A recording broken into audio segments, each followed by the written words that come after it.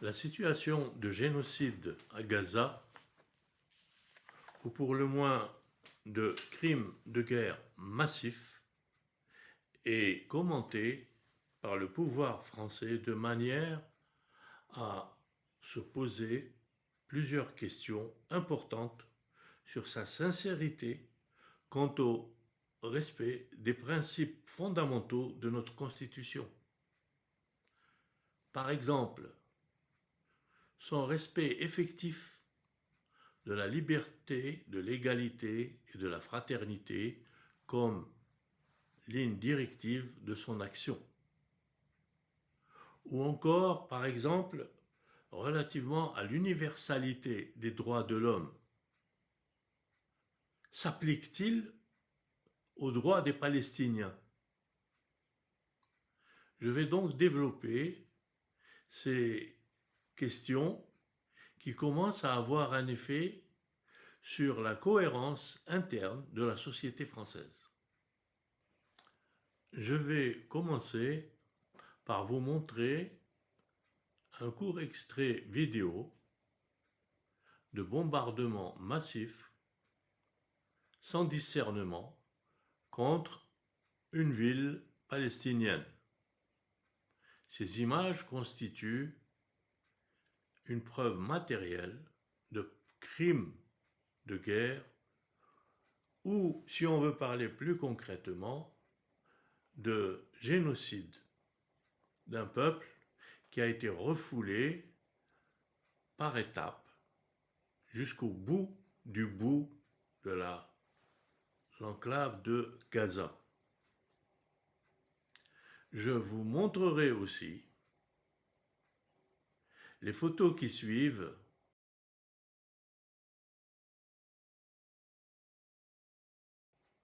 qui montrent bien qu'il ne s'est jamais agi pour les autorités israéliennes d'abattre un ou deux chefs du Hamas, mais de détruire des quartiers entiers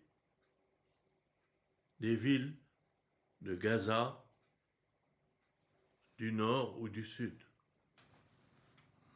En regardant cette vidéo et ces images, on ne peut pas s'empêcher de penser à ce qui s'est passé dans le ghetto de Varsovie en 1943. Dans le ghetto de Varsovie vivaient 380 000 juifs polonais. En fait, c'était des Ashkénazes de confession juive vivant en Pologne, regroupés dans ce ghetto qui a été bombardé systématiquement. Et nous voyons les mêmes scènes se reproduire à Gaza. Effectivement, l'État d'Israël ne se reconnaît aucune limite, ni morale, ni éthique, ni philosophique, ni religieuse.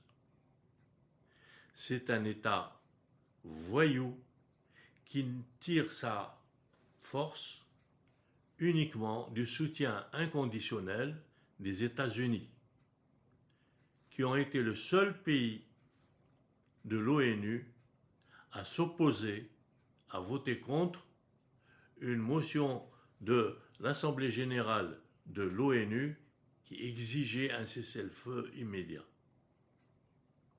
Je dois aussi ajouter que la puissance militaire de l'État d'Israël, qui a mobilisé récemment 350 000 réservistes, disposant de la technologie la plus avancée que lui a fournie directement ou par cession de brevets le monde occidental.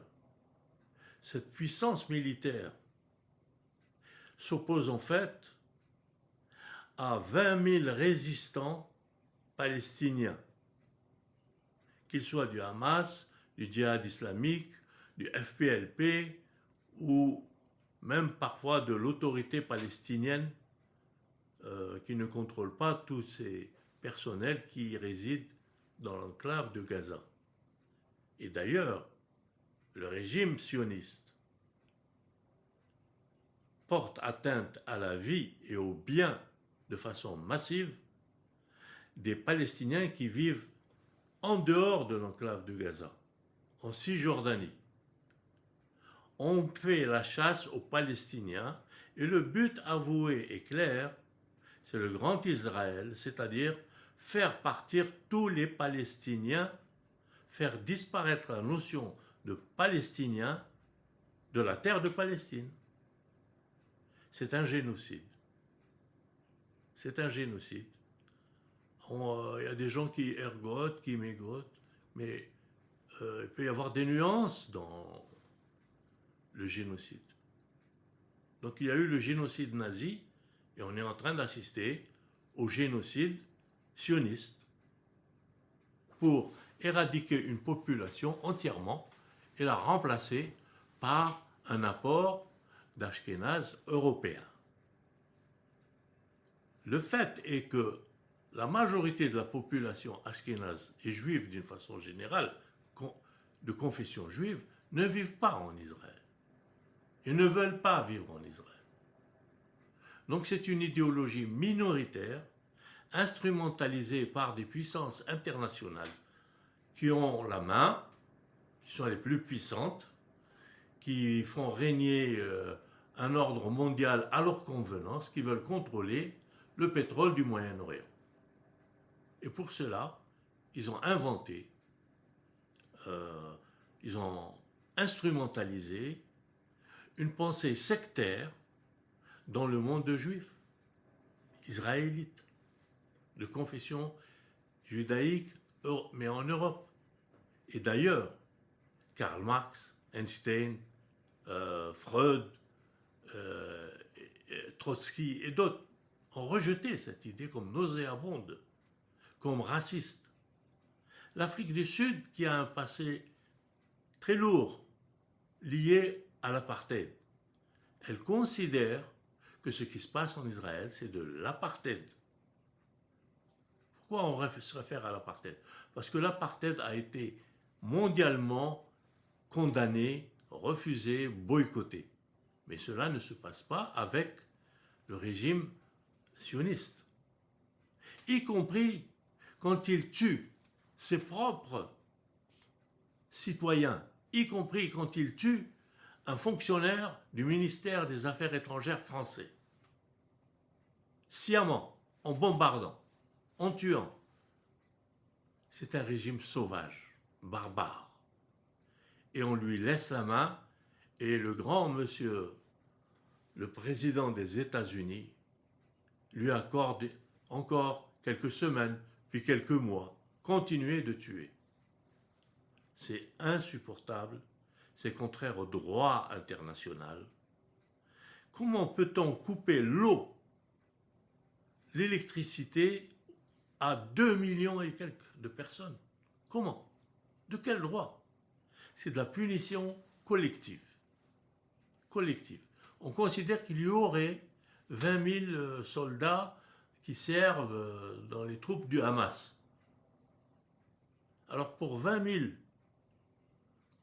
soldats qu'on peut qualifier de terroristes, le terroriste des uns n'est pas le terroriste des autres, et vice-versa. Alors pour éliminer 20 000 personnes, on détruit tout un pays de 2 millions d'habitants, plus important que l'Estonie, Lettonie. C'est quoi cette histoire-là? Il y a 2 poids, 2 mesures. L'Occident regarde le monde avec un seul œil, tantôt un œil, tantôt l'autre. Une fois avec bienveillance, une fois avec désintérêt. Est-ce que les 20 000, bientôt 20 000 victimes de Palestiniennes, beaucoup plus que 20 000 quand on aura déblayé les éboulis après les bombardements, est-ce que ces personnes ne sont pas des êtres humains? Est-ce qu'ils n'ont pas une maman, un papa, un fils, une frère, une sœur? Non. On les oublie. Et nos médias occidentaux nous assomment de gros plans sur la peine des victimes israéliennes. Une mère qui pleure, un enfant qui pleure, un monsieur qui attend, qui manifeste, je veux voir ma femme qui est kidnappée.